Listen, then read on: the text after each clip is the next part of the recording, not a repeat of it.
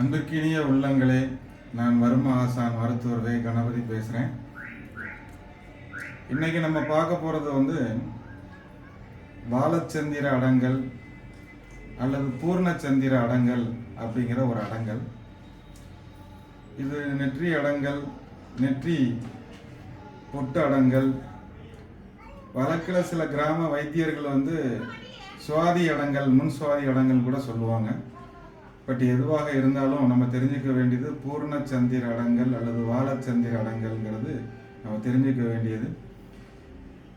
இந்த அடங்கலுடைய சிறப்புத்தன்மை என்னன்னு பார்க்கறதுக்கு முன்னாடி அது எங்கே இருக்குன்னு பார்ப்போம். இந்த அடங்கலானது இந்த நெற்றி போட்டு ஃபுல்லாக வியாபித்திருக்கு. இது ஒரு ஏரியா, ஒரு குறிப்பிட்ட இடம் கிடையாது. இந்த நெற்றி முழுவதும் இருக்கக்கூடியது. ஸோ ஆண் நெற்றி, பெண் நெற்றி, இந்த ரெண்டு நெற்றிலையும் இருக்கக்கூடிய ஒரு அடங்கல். இந்த பகுதியில் உள்ள அடங்கல் இது ஏன் முக்கியத்துவம் பெறுது அப்படின்னு பார்த்துட்டோம் அப்படின்னோம்னா, இந்த திளர்ந்த காலத்துக்கு உள்ளே போகக்கூடிய அந்த மதிய அமுது சுரக்கிறதுக்கு நம்மளுடைய உடம்புல இருக்கக்கூடிய இடங்களையும் பிங்களையும் ஒருமித்து சரிவர கலந்து போகக்கூடிய ஒரு தலமாக இருக்கு. இது திளர்ந்த காலத்துக்குள்ளே போகுது, அதன் மூலமாக உடலுடைய ஆராதாரத்தை செயல்படுத்துவதற்கும் காரணமாக இருக்கு. அதே சமயத்தில் மேலாதாரம் சொல்லக்கூடிய திளர்ந்த காலத்தில் இருந்து சகசிரம் வரைக்கும் போகக்கூடிய மேல் ஆதாரத்தில் போகக்கூடியதுக்கும் இந்த தலம் முக்கியமாக இருக்கு. ஆக இந்த தளத்தில் நமக்கு போகக்கூடிய இந்த இடங்களை பிங்களை நாடியினுடைய சக்தி கூறுபாடுகள் சரிமுத்து இரு அவயங்களிலும் ஒரு பங்கு போகிறதுக்கு, ஒருங்கே போடுவதற்கு இது முக்கிய தலமாக இருக்கு. இது குறிப்பாக சொல்லப்படுறதா சல்லடையில் சலிக்கிறோம் இல்லையா, சலிச்சு போகும்போது எப்படி எது கீழே வருதோ தக்கவை கீழே வரும், மேலே உள்ளது மிதக்கும்.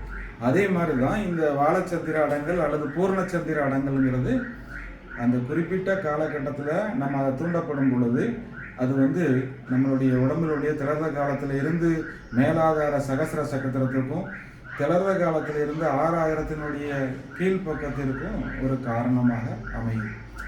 ஸோ இந்த வாலச்சந்திர அடங்கலானது தூண்டப்படக்கூடியது பார்த்திங்கன்னா விரல் கணு முத்திரை அப்படிங்கிற ஒரு முத்திரை மூலமாக பண்ணணும். இந்த கணு முத்திரை சில இடங்களில் பயனாகும்.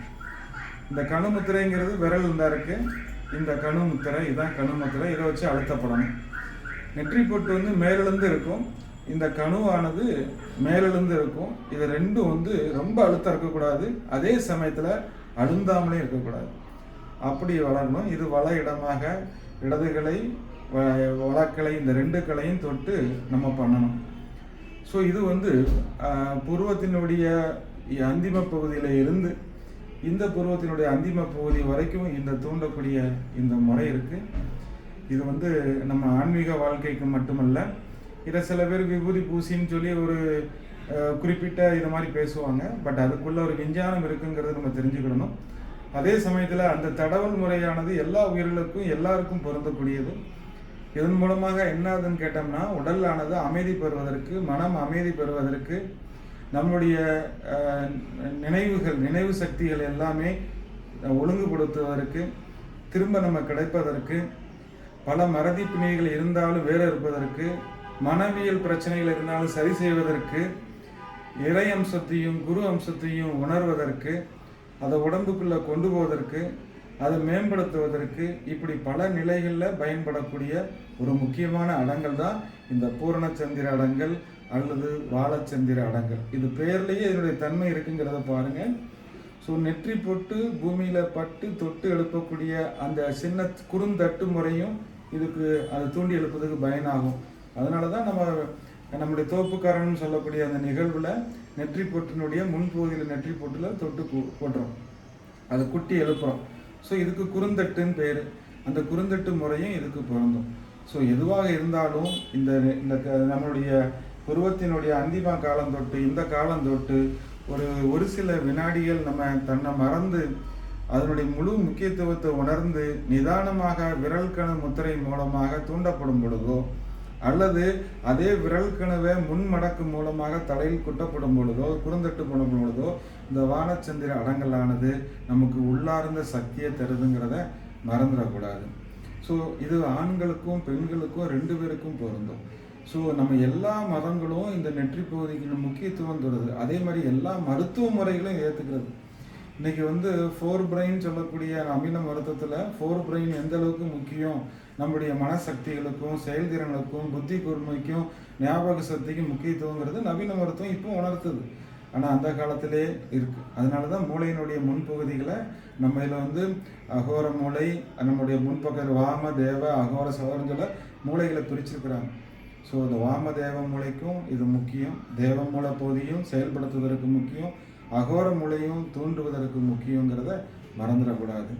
ஸோ நீங்கள் எல்லாருமே காலையில் எழுந்திரிச்சு நம்ம இதை வந்து முறைப்படியாக அதை இறை தியானம் பண்ணும் பொழுதோ இதை நம்ம சரிவர செய்யப்படும் பொழுது, அந்த காலத்தில் இப்படி சொன்னோம்னா செய்ய மாட்டாங்கிறதுக்காக தான் விபூதியினுடைய மருத்துவ குணங்கள் பல இருந்தாலும் சில மதங்கள் சில சமய முறைகள் வந்து அதை நெற்றியில் நிதானமாக தூண்டக்கூடியது இருக்குது.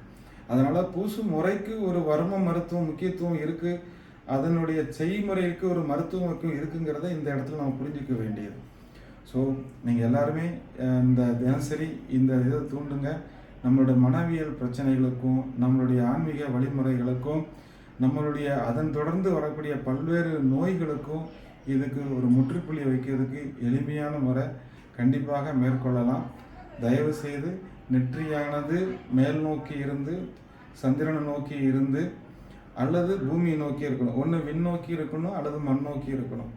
இந்த 2 முறைகளை இருந்து அந்த 3 விரல் கடை அளவாக, அதாவது செயல்பாட்டு திறன் கொண்ட வாத பித்த கவ என்ற 3 விரல் கடைக்கு மையத்துவம் கொண்டு அதை நம்ம கணுமுத்திரை கொண்டு தூண்டப்படும் பொழுது நிச்சயமாக வழிமுறைகள் கிடைக்கும்.